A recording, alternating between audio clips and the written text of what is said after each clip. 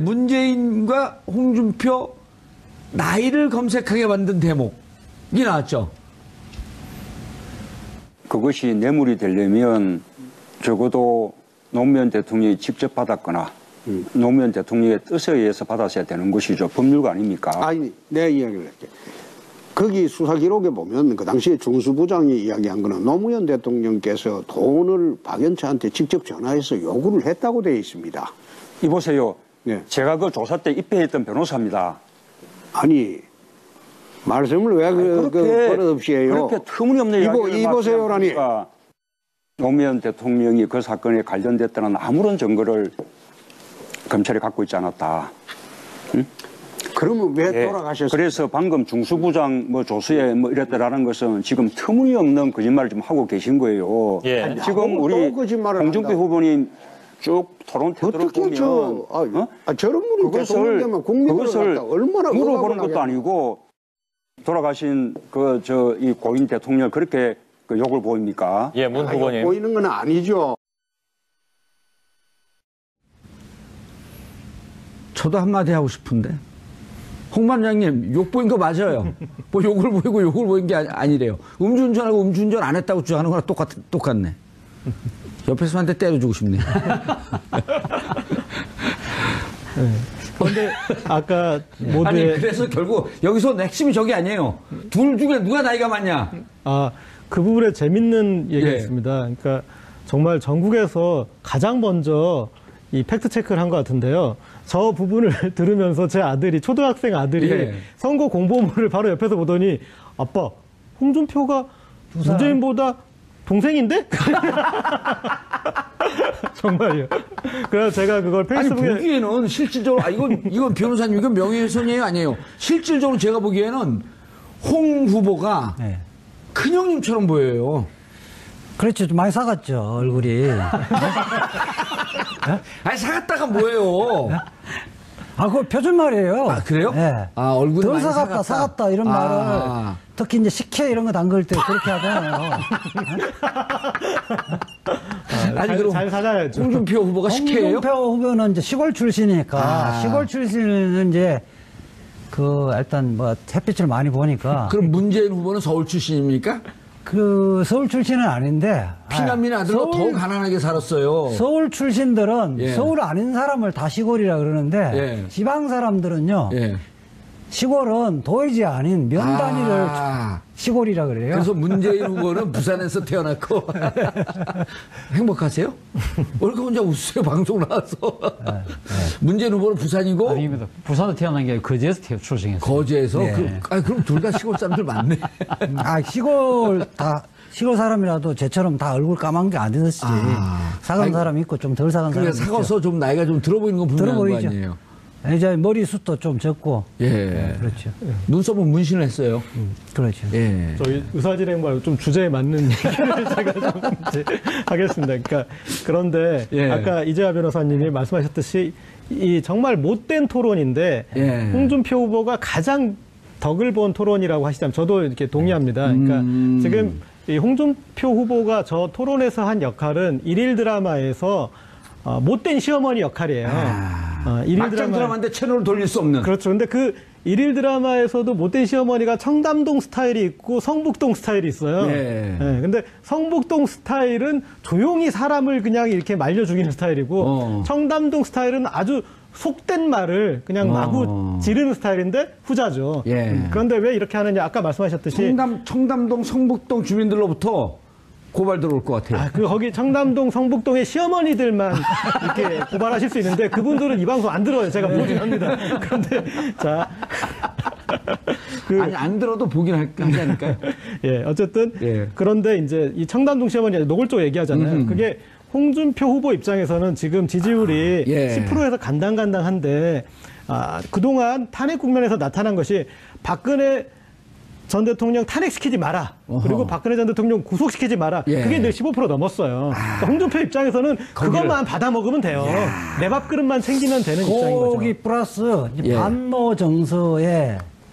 반노 정서를 갖고 있는 국민들의 어필하기 위해서 1차 때부터 지금까지 계속 그 이야기를 하잖아요. 그렇죠. 노무현 대통령. 근데 이제 반노 정서 있는 분들의 지지율을 끌지만 또 친노 정서가 있는 분은 문재인 지지자보다 높아요. 아니, 지금 홍준표 후보는 그 걱정을 할 지금 그 상태가 아니니까.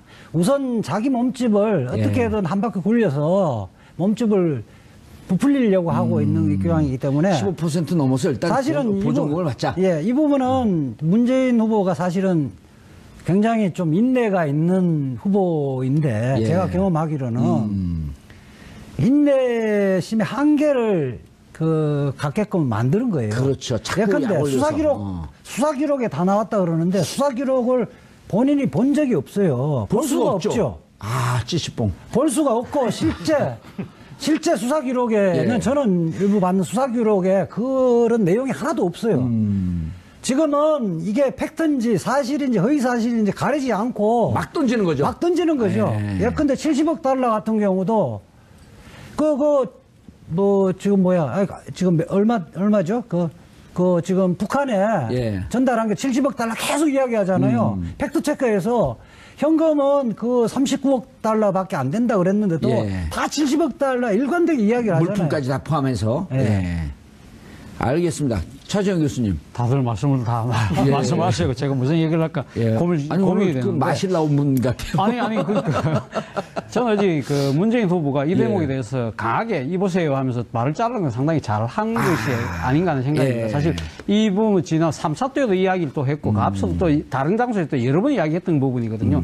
이걸 진짜 많은 사람들이 믿게 될 수 있는 상황이었는데, 어제는 정색하고 딱 분명한 선을 그었던 것 같아요. 이 부분은 아마 문재인 후보 입장에서는 상당히 나름대로 준비를 해왔고, 이 부분에 대해서 물론 결국은 홍준표 후보가 깔아놓은 덫을 밟은 셈도 분명히 있습니다. 앞서 두 분 말씀하셨다시피 홍준표 후보는 이제 대통령 당선을 생각 안 하시는 것 같아요. 어떻게 하든 자신을 지지하는 보수 표들만 끌어모으자, 거기서 보수의 적통만 이어받자는 생각을 했기 때문에 확장성 있는 거 별로 관심을 안 두는 것 같아요. 그렇기 때문에 보수 지지층들이 좋아할 만한 사안들만 계속적으로 지금 이제 일종의 말은 고를 지르고 있는 거죠.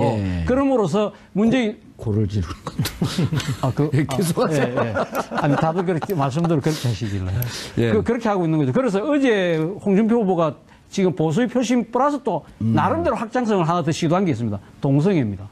동성애 부분을 왜 건드렸느냐? 소위 말해서 강경 기독교 세력들의 표를 얻기 위한 전술인데, 나름대로는 자기 나름대로 확장성을 쓴다고 하지만 어쨌든 저는 결국은 본인이 대선에 대한 승리보다는 일단 보수의 적통으로는 살아남겠다는 그런 쪽으로 전략을 굳힌 그런 태도가 아닌가 하는 생각입니다. 알겠습니다. 저 대목에서 저는 이렇게 좀 했었으면 하는 아쉬움이 있어요. 여보세요. 그럼 여보세요라 그러면 그렇게 허위사실 얘기하면 감옥 갑니다. 감옥 끝까지 법적 책임을 묻겠습니다. 문재인 후보의 품성에서는 그런 말이 없어요. 가장 아마 제 품성은 뭡니까?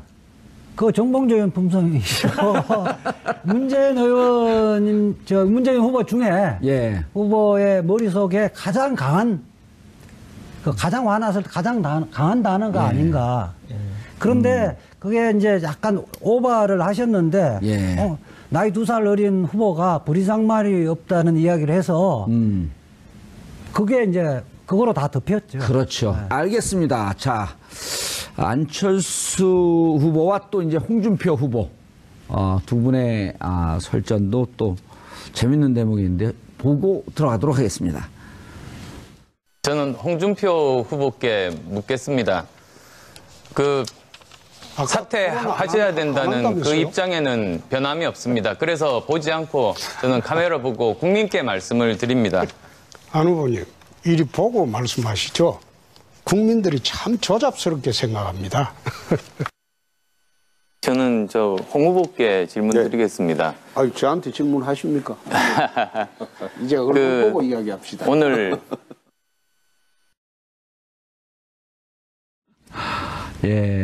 자, 첫 번째 건 3차 했었고, 두 번째 건 이제 4차인데, 이거는 어떻게 보셨는지 보셨는지 맨날 순서가 늦어지니까 할 말이 좀 많은데 미처 못한 차제 한번 얘기하시죠. 차재원 교수님. 아니 이거는 또 제가 맨 마지막에 하는 줄 알고 그 다음부터 열심히 보고 있었는데 갑자기 이걸 또 물어보시니까. 근데 뭐 결국 뭐 안철수 후보 입장에서는 지난번 3차 토론 때 나름대로는 그러니까 대지흥 문제 그 때문에 그건 말만 들어도 웃겨요. 그러니까요. 그 때문에 홍준표 후보가 갖고 있는 이 여성에 대한 그 인권의식 뭐 여러 가지 부분들을 생각해서 나름대로 이제 전술을 확실하게 선을 그은다고 했지만 오히려 그것이 조금 편협한 모습으로 비쳤다는 아마 자체 평가가 있었던 것 같아요. 그렇기 때문에 본인은 좀 더 여유를 가지고 조금 포용력 있는 모습을 보이려고 하면서 어제 그 이야기를 했는데, 마주보면서 이제 질문했는데, 사실 그 질문하기 전에 사실은 뭐 이번에는 제가 용서를 합니다든지 그 앞에 한 말씀을 더 하고 이야기를 했더라면 어땠을까 하는 아쉬움이. 좀 더 멋있게 오늘은 오늘의 태양이 뜹니다. 뭐 그렇게 이야기를 하시든지 좀 그런 식으로 약간 이 태도 전환에 대한 조그마한 설명이 있었더라면 하는 아쉬움이 있었습니다. 솔직히. 아니면 조금 더 여유롭게 어제 얼굴 안 보고 질문했더니 홍 후보가 좀 가련해서 그렇죠. 오늘 제가 얼굴 그럼 더 포용적인 모습이 드러나겠네요. 뭐 그 정도 수준이 아니어도 그냥 아직 사퇴 안 했으니까. 제 얘기만 사사건건 거세요. 왜 나오셨어요 오늘? 거는 게 아니라 업그레이드 시켜드리는 겁니다. 말씀하시죠. 아직 사퇴를 안 했으니까 오늘은 질문하겠습니다. 이 정도로. 그 정도로. 사퇴 안 했으니까. 그렇게 하면서 이제 자연스럽게 넘어가는 좀 여유를 보여줬으면 하는 아쉬움이 있더라고요. 너무 수준 높은 이렇게 돌려서 얘기하는 거 아닐까요? 사퇴를 안 했으니까. 그럼 홍 후보가 사퇴하라라고 하는 함의를 같이 갖고 있는 건가요? 아니, 그러니까 안철수 후보는 불과 며칠 전에 사퇴해야 된다는. 사퇴하라고 그랬는데 사퇴를 안 했으니까 질문을 그러니까 사실은 약간 삐진 사람처럼 얼굴 안 보고 질문한 삐진 사람 모습 보였다고 이제 비판을 받았을 거 아니에요. 그런데 이제 그걸 극복을 하려면 질문을 해야 되는데 입장 변화의 이유가 없었다. 이유가 없는데 그 부분에 자연스럽게 넘어가려면 애드립이 좀 필요했었죠. 그러니까 이제 이지아 변호사님 말씀은 어제 사퇴하라고 그렇게 강경하게 얘기해도 사퇴 안 했으니까 질문해주면 별 수 있겠습니까? 그렇죠. 그렇게 넘어갔으면 좋았을 걸. 그렇게 생각이 들더라고요. 이 토론회를 보면서요. 그러니까 저는 그런 생각을 했습니다. 이 토론회에서 3명은 바둑을 두고 있는데 2명은 장기를 두고 있는 거예요? 1명은 오목을 두고 있고 1명은 알까기라고 있어요.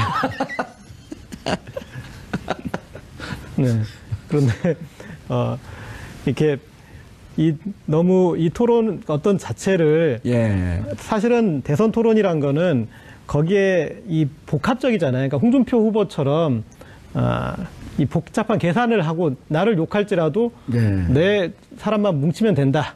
그래서 바둑판을 그냥 이렇게 없더라도 그렇게 가는 스타일이 있는 것이고, 그런데 이제 안철수 후보 같은 경우에는 너무 이게 옳고 그르고 당신 주장이 일리가 있고 없고 그리고 내 주장이 더 맞고 덜 맞고 이런 어떤 단선적으로 생각하고 있는 부분이 나타나요. 그래서 공격도 공격력이 약해 보이고 그런 부분들이 이제 나타나는데 여기에서도 그래도 계속 지금 이제 안초딩이라는 그런 이제 말까지 나올 정도로 이렇게 말씀하셨듯이 삐쳐 보이잖아요. 그러니까 이런 본인이 대통령감으로 보이는 게 중요한 것인데 본인의 감정에서 숨겨야 될 것들은 숨겨야 되는데 이런 것들이 너무 적나라하게 또 나타나고 있는 것 같습니다. 알겠습니다. 심상정 이제 지금 문재인, 홍준표, 그다음 홍준표, 안철수 지금 고정 출연은 홍준표예요. 이번에 좀 살짝 건너뛰어서 심상정과 안철수 후보 두 분의 말씀 들어보도록 하겠습니다. 대기업들 특혜주고 지원해줬는데 일자리 만들어졌습니까 지금? 그렇기 때문에 정부가 나서서 자기 역할을 해야 되는 거지. 정부에서 해야 되는 일은 기반을 닦는 겁니다. 중소기업도 그 대기업이 될 수 있는 실력만 있으면 그런 구조를 만들어야 되는데. 안 후보님 뭐 좀 외람된 말씀이지만 그야말로 사장님 마인드다. 전 그렇게 말씀드릴 수 있어요. 대주주로 계신 안랩에서 그렇다. 대주주라고 포괄임금제를 채택했다는 사실에 대해서 또 계속 해왔다는 사실에 대해서 제가 굉장히 충격을 받았습니다. 대주주가 경영관여하는 건 아닙니다. 아니 근데 거기에 대해서 비판하시지 않습니까? 아니 그 포괄임금제를 지금 그 채택하고 있는 게 사실은 제가 경영에서 손댄 지 오래됐습니다. 그 말로는 못 이겨요. 논문 이렇게 그 자료 검색하는 거라든지 그것을 우리 보좌관들한테 요청을 했고 또 우리 안 후보님도 지시를 한 것으로 그렇게 돼서 김미경 교수가 사과를 했는데요. 저는 안 후보가 사과해야 될 사안이라고 생각하는데 어떻게 생각하십니까? 제 아내가 제 의정 활동을 도와주기 위해서 여러 가지 그 외부 강의라든지 여러 가지 활동들을 많이 했습니다. 그렇지만 그럼에도 불구하고 그 부분에 대해서는 사과를 한 겁니다. 아니 그러니까 부인이 사과할 문제가 아니고요. 국민은 김미경 교수한테 권한을 준 게 아니고 저도 같은 생각이라고 말씀드렸습니다. 예, 저것도 계속 논란이 됐던 대목인데요. 김미경 교수 서울대 채용, 그 전에 이제 단국대 의대, 그 다음 카이스트, 같은 시기에 채용되면서 공교롭게 3번이 겹치니까 특히 이제 서울대 같은 경우는 미래 정보를 알았고 자격이 안 되는 김미경 교수를 채용을 했단 말이에요. 안철수 융합대학원장을 모시면서, 그걸 혹은 요청해서 그렇게 된 거 아닌가라고 하는 의혹을 국민들이 갖고 있단 말이죠. 그런데 이제 그 전에 결정적인 게 부인이 의정활동에 직접 관여하면서 보좌관들에게 갑질을 했다. 그래서 안철수 의원 본인 직접 내가 갑쳤습니까? 안 쳤습니까? 이렇게 물어봤어요. 그렇죠. 지난번 3차 토론 때 문재인 후보한테 그 이야기를 했었죠. 오늘은 이제 그거에 대해서 사과하라. 그렇죠. 김미경 교수가 아닌 안철수 본인이 사과하라. 그렇죠. 이제 심상정 후보가 이야기하는 부분은 김미경 교수에 대한 부분은 소위 말해서 공사를 구분하지 못하고 있는 거 아니냐. 그렇죠. 그것이 이번 조기 대선을 낳았던 최순실 국정농단 사태가 공사를 구분해서 못한 박근혜 전 대통령의 잘못에서 비롯된 것이라고 한다면 어떻게 보면 사안의 경중은 다르다 할지라도 본질은 같다는 식으로 이제 지금 공격인 거죠. 그 때문에 부인이 갑질한 거에 대해서. 그렇죠. 그러니까 그 길을 열어준 거에 대해서. 그렇죠. 내 의정 활동을 도와주다 보니까 자기 일이 좀 소홀하니까 그 부분에 대해서 우리 보좌진들이 좀 도와준 일종의 어떻게 보면 서로 도와주는 뭐랄까요.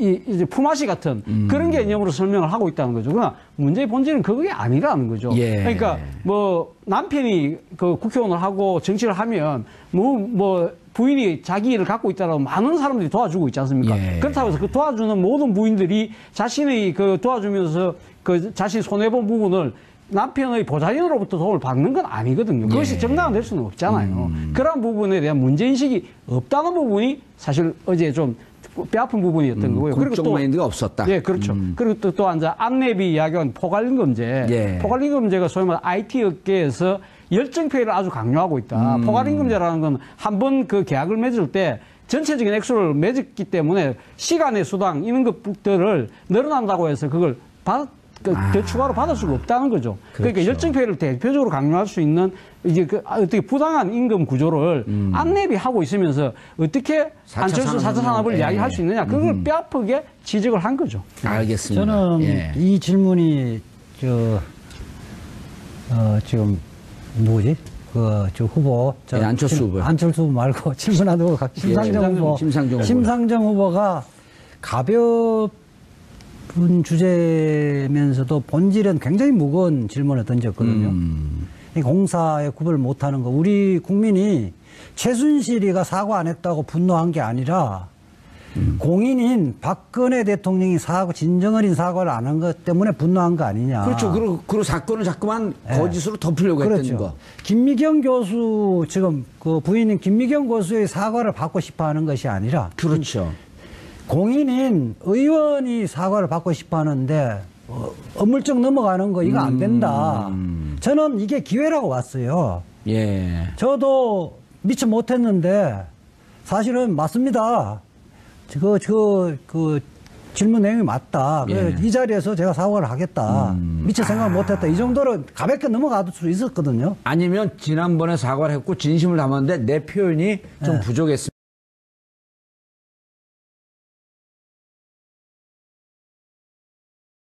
도록 노력하겠습니다. 그러니까 변명 같지 않는 변명을 덮으려 하니까 더 이렇게 안 좋게 보였고, 또 하나는 지금 아까 포괄임금제 부분에서 대주주 아니십니까? 이러니까 대주주지만 경영에서 손을 끊었다. 대한민국에서 대주주는 그냥 통칭 회장입니다. 예. 그리고 대주주가 대표이사하고 이사 실질적으로 임명을 해요. 그렇죠. 국민들이 나는 경영에 손 끊었다고 그렇게 말을 한다고 믿을 사람 아무도 없다는 거예요. 제가 그 부분은 내가 경영에서 일선에 떠나서 못 챙겨봤는데 그런 부분이 있으면 당연 챙겨보고 그러네요. 그거를 실행을 하겠다. 기회였었는데. 저는 원래가요 위기가 기회라고 봅니다. 거기 속에서 그 후보의 그 마음 댐댐이라든지 그것을 보는 거거든요. 예. 마지막 1분만 좀. 예. 이 토론은 기세거든요. 예. 기세인데 심상정 후보가 잘하는 게 뭐냐면 지금 사과 수금자예요. 사과의 종결자. 어허. 늘 이렇게 사과를 받아내요. 그러니까 설거지 사과 받아냈고 이 돼지 흥분제 사과 받아냈고 지금 김미경 교수도 이거 사과라고 이렇게 다그친 거 아닙니까? 그 전에 또 언제까지 색깔론 할 거냐고 단체 사과까지 받아냈는데 이 사과라면 저쪽은 잘못한 사람 되고 나는 잘못 지적한 사람 돼서 기세의 우위가 되거든요. 예. 아주 잘하고 있는 거죠. 사과 종결자. 김미경 교수.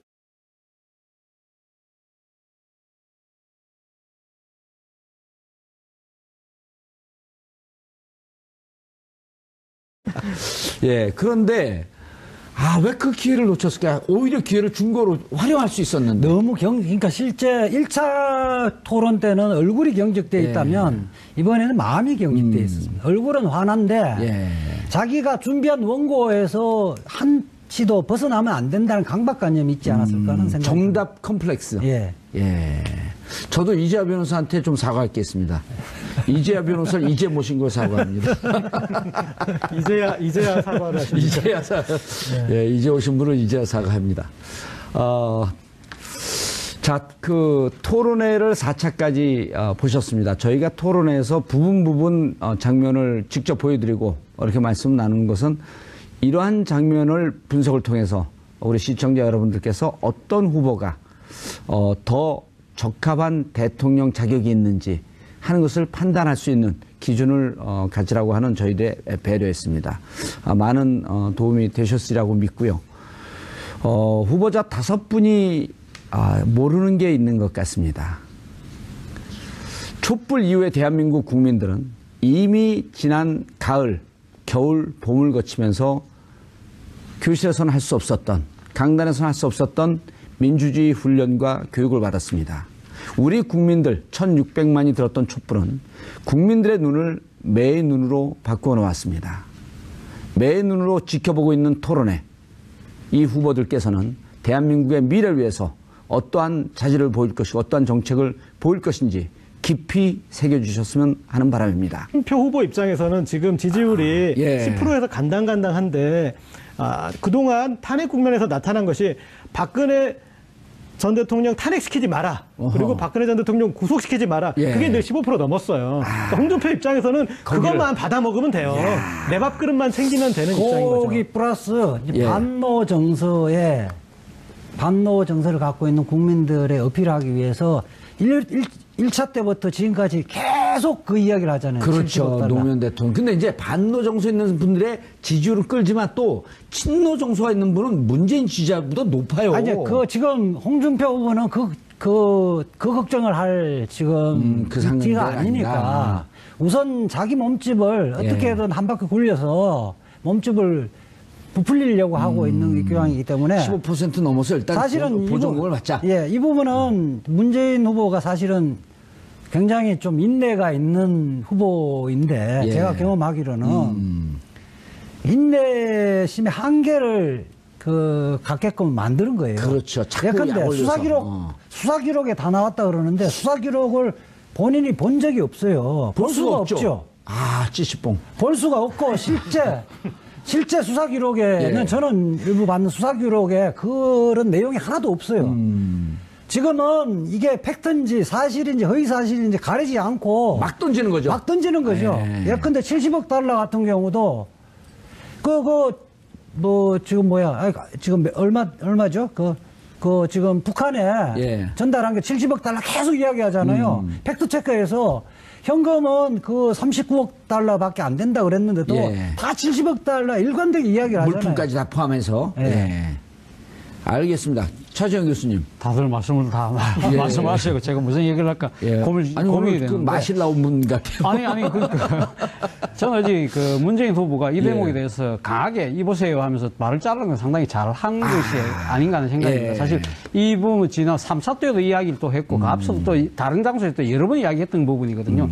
이걸 진짜 많은 사람들이 믿게 될 수 있는 상황이었는데 어제는 정색하고 딱 분명한 선을 그었던 것 같아요. 이 부분은 아마 문재인 후보 입장에서는 상당히 나름대로 준비를 해왔고 이 부분에 대해서 물론 결국은 홍준표 후보가 깔아놓은 덫을 밟은 셈도 분명히 있습니다. 앞서 두 분 말씀하셨다시피 홍준표 후보는 이제 대통령 당선을 생각 안 하시는 것 같아요. 어떻게 하든 자신을 지지하는 보수표들만 끌어모으자 거기서 보수의 적통만 이어받자는 생각을 했기 때문에 확장성 있는 거 별로 관심을 안 두는 것 같아요. 그렇기 때문에 보수 지지층들이 좋아할 만한 사안들만 계속적으로 지금 이제 일종의 말은 고를 지르고 있는 거죠. 그럼으로써 문재인 고를 지르는 것도. 계속하세요. 아니 다들 그렇게 말씀대로 그렇게 하시길래 그렇게 하고 있는 거죠. 그래서 어제 홍준표 후보가 지금 보수의 표심 플러스 또 나름대로 확장성을 하나 더 시도한 게 있습니다. 동성애입니다. 동성애 부분을 왜 건드렸느냐? 소위 말해서 강경 기독교 세력들의 표를 얻기 위한 전술인데 나름대로는 자기 나름대로 확장성을 쓴다고 하지만 어쨌든 저는 결국은 본인이 대선에 대한 승리보다는 일단 보수의 적통으로보다는 살아남겠다는 그런 쪽으로 전략을 굳힌 그런 태도가 아닌가 하는 생각입니다. 알겠습니다.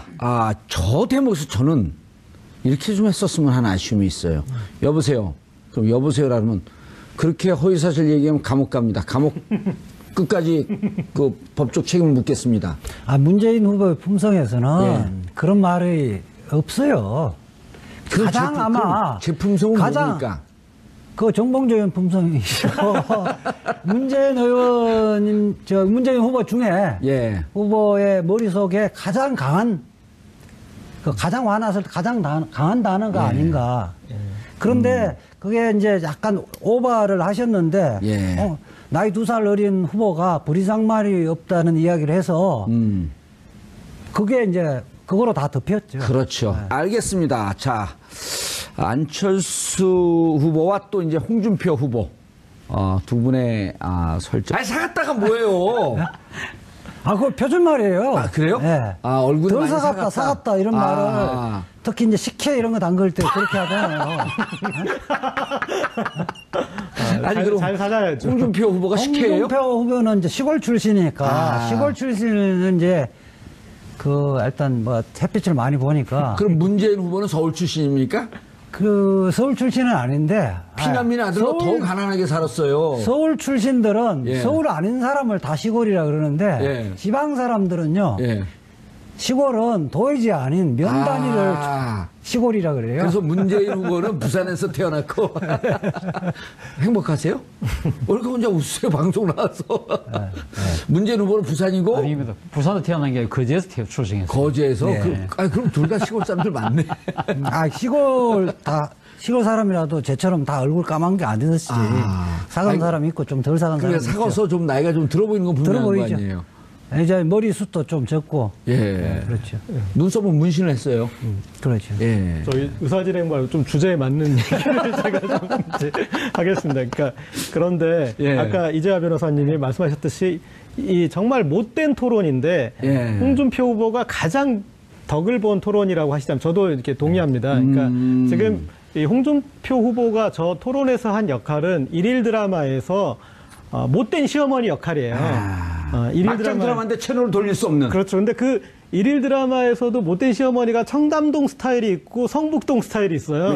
근데 성북동 스타일은 조용히 사람을 그냥 이렇게 말려 죽이는 스타일이고 청담동 스타일은 아주 속된 말을 그냥 마구 지르는 스타일인데 후자죠.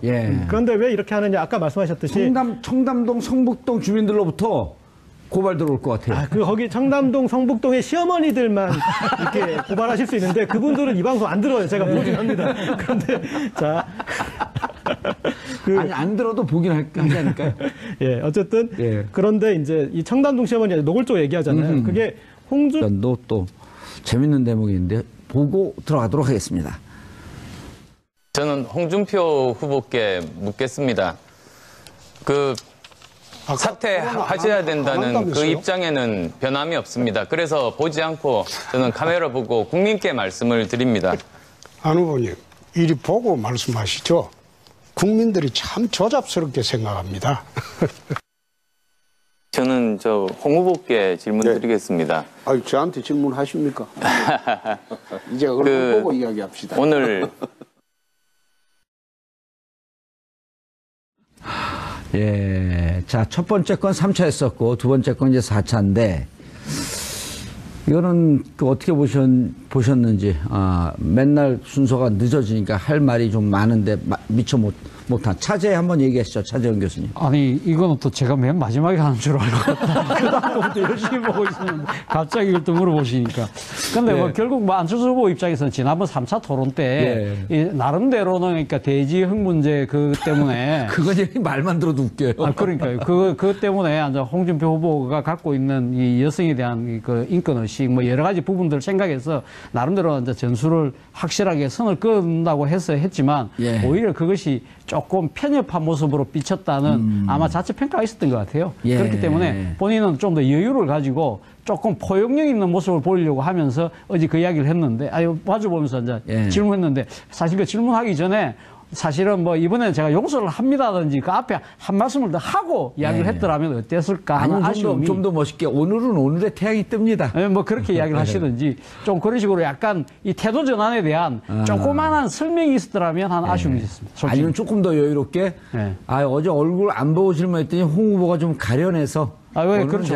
오늘 제가 얼굴 그럼 더 포용적인 모습이 드러나겠네요. 뭐 그 정도 수준이 아니어도 그냥 아직 사퇴 안 했으니까. 제 얘기만 사사건건 거세요. 왜 나오셨어요 오늘? 거는 게 아니라 업그레이드 시켜드리는. 문재인과 홍준표 나이를 검색하게 만든 대목이 나왔죠. 그것이 뇌물이 되려면 적어도 노무현 대통령이 직접 받았거나 노무현 대통령의 뜻에 의해서 받았어야 되는 것이죠. 법률가 아닙니까? 아니, 내 이야기를 할게. 거기 수사 기록에 보면 그 당시에 중수부장이 이야기한 거는 노무현 대통령께서 돈을 박연차한테 직접 전화해서 요구를 했다고 되어 있습니다. 이보세요. 제가 그 조사 때 입회했던 변호사입니다. 아니, 말씀을 왜 버릇없이 해요? 그렇게 터무니없는 이야기를 이보세요라니.